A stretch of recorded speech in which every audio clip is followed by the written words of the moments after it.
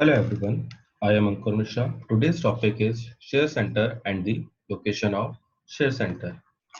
As we know, the beam cross section has two types, symmetrical and the unsymmetrical cross section. The figure shows you the symmetrical cross section of the beams, and this one shows the unsymmetrical cross section of the beam. The difference between those two figures are this: the center of gravity is little bit different from the symmetrical section because center of gravity depend on the area. So where the area of the object is large, the center of gravity shifted at the side. If the cross section of beam does not have the plane of symmetry, the displacement of the beam get increasingly complicated for these reasons. If we talk about the shear center, we can see in the figure there are two cases, case 1 and case 2. In both cases, there is a force acting in downward direction. One is clockwise and other one is anti-clockwise direction.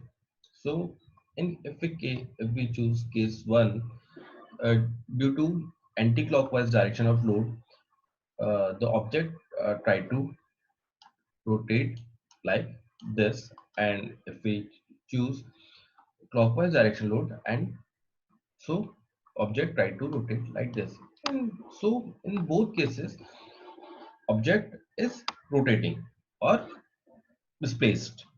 So somewhere in between these two extreme points we could accept a point that we could apply the load and produce only a twisting. This is the point we call shear center.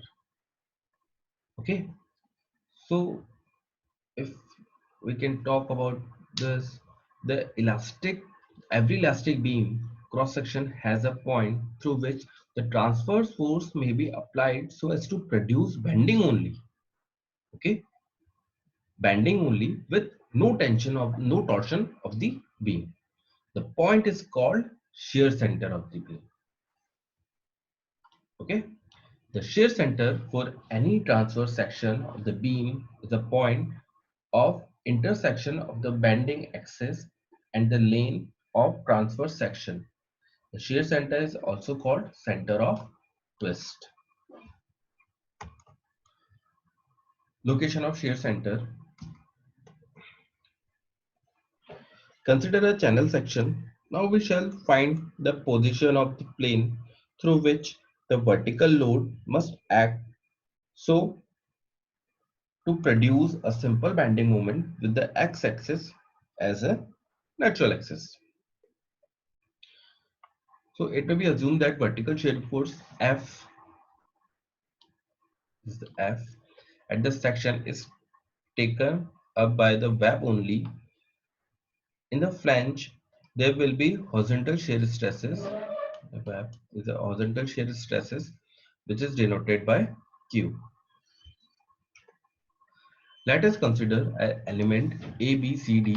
There's a A, B, C, and D cut from the lower flange by two adjacent cross section to adjacent cross section. That's it. That's it apart, and the vertical plane parallel to the web at a distance u. U can be vary from the free end of the lower edge. The difference in tensile forces T and T plus del Z must be equal to the shear forces on the side AD of the element. Assuming a uniformly distribution of shear stresses over the thickness, so we have Qt into del Z equal to del M upon Ix integration y dot dA.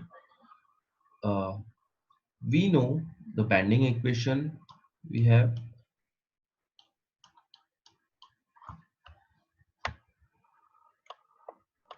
M upon I equal to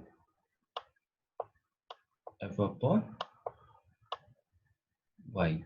In that, F is the stress. So if we calculate, F is equal to M upon I into Y, the same equation we use here.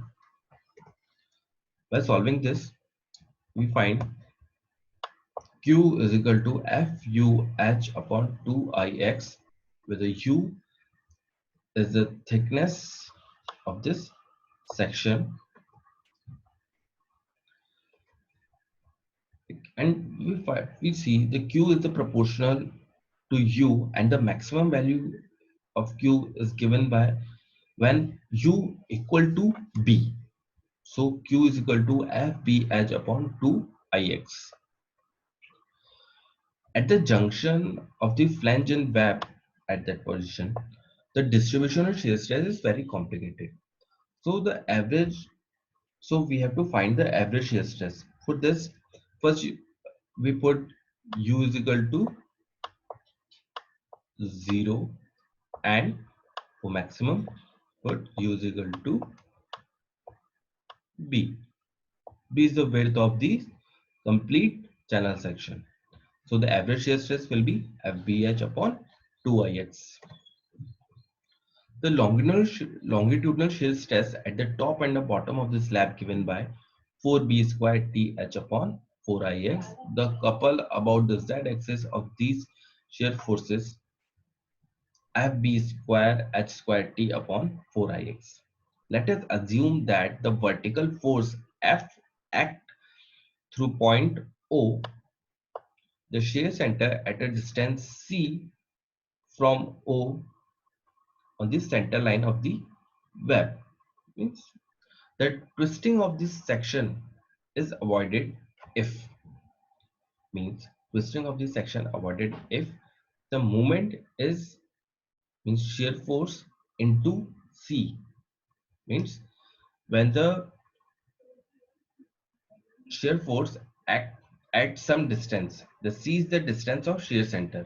If we avoid this distance, means stress passing through that point or the shear center, there will be no additional twisting. So F into C equal to FB square H square T upon 4IX. So the distance of shear center will be B square H square T upon 4IX. This equation number 9 will give us the position of the shear center. So in unsymmetrical cross section, the external forces shall pass through the shear center rather than the center of gravity of this section. Otherwise, the produced bending moment would be accompanied by twisting. This is some note. We should know this. The shear center for the cross section area having one axis of symmetry is always located on the axis of symmetry. Okay. In the case of I beam, which is symmetrical about both x and y axis, the shear center coincides with the centroidal of the section. The effect of loading at shear center, the flexural formula F is equal to m into y upon I is valid only if the transverse load which gives rise to bending act in a plane of symmetry of the beam cross section. In this type of loading, there is obviously no torsion of the beam. This is the advantage of loading beam at the shear center.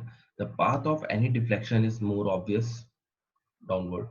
The beam is translate only in straight downward. The standard deflection formula can be used to calculate amount of deflection, and the flexural formula can be used to calculate stresses in beam. The only condition, the load should be passing through shear center. Otherwise, there is additional twisting, additional deflection, and additional forces could be act. So we have to design the object or try that when we apply load or design the object, the load should pass through the shear center. Okay, thank you.